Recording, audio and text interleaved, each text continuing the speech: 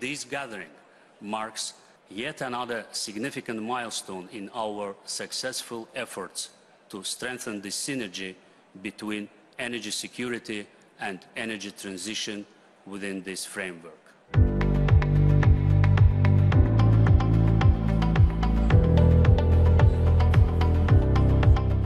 Energy leaders from around the world gathered for a crucial meeting in Baku.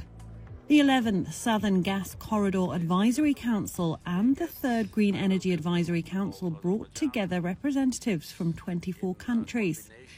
The focus was on strengthening a strategic energy partnership between the European Union and Azerbaijan, with the aim to deliver not just natural gas, but new momentum in renewables, energy efficiency, security, environmental protection and cleaner energy. When we get rid of Russian gas in Europe, obviously we need alternatives, and many of the countries here today are willing to help us find those alternatives. Also, we are in the middle of a green transition, not only in EU, also in many of the producers that are here today, and we want to work together on that.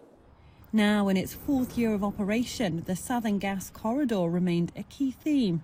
Last year alone, it delivered more than 25 billion cubic meters of Azerbaijani gas, with over half going to EU countries, a 57% increase since 2021. Countries like Azerbaijan, 30% renewables and gas-fired. The total combination is the lowest emissions possible, but most importantly, the most reliable and stable prices. The beauty of renewables under long-term PPAs is you get a flat, low price for the next 20, 30, 40 years, instead of the big volatility that we have seen with the gas prices in Europe in recent times. During the event, the Minister of Energy for Bulgaria announced that they will be the first country to start construction of the vertical gas corridor. We are planning to extend our interconnectivity in the gas sector with our neighbors from Greece, which will help us also to provide more gas quantities from the Southern Gas Corridor. We're going to extend our capacity with 50% related with investments in the vertical gas corridor here. Industry leaders and officials also tackled key priorities, like investing in infrastructure, reducing methane emissions and building greener energy networks. This project is really important because in Uzbekistan we have really ambitious goals. By 2030, we're committed to install the renewable capacities, at least 50% of the renewable capacities in Uzbekistan.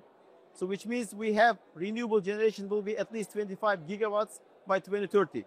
Which creates a lot of opportunity for the surplus power to export to Europe. Following the hosting of COP29 in the city, the momentum is now firmly on renewable energy corridors, storage solutions and hydrogen production. Masdar is a global energy renewables company and began collaborating with Azerbaijan in 2018 to develop a variety of energy projects. Total amount that we've committed is exceeding $1.2 billion in terms of value. The capacity that we've committed exceeds 1.2 gigawatt. Big part of it is solar, and 250 megawatt is the wind portion of that capacity. We think there is a lot more to do in Azerbaijan in the renewable energy sector. From pipelines to green power lines, Baku is charting a path to a more secure and sustainable energy future. During the event, there was also an EU-Azerbaijan roundtable meeting on offshore wind power development between leading energy companies and financial institutions. Today already signed contracts with our investors on solar and wind power stations will allow us to have by 2030 6 gigawatt of solar and wind energy.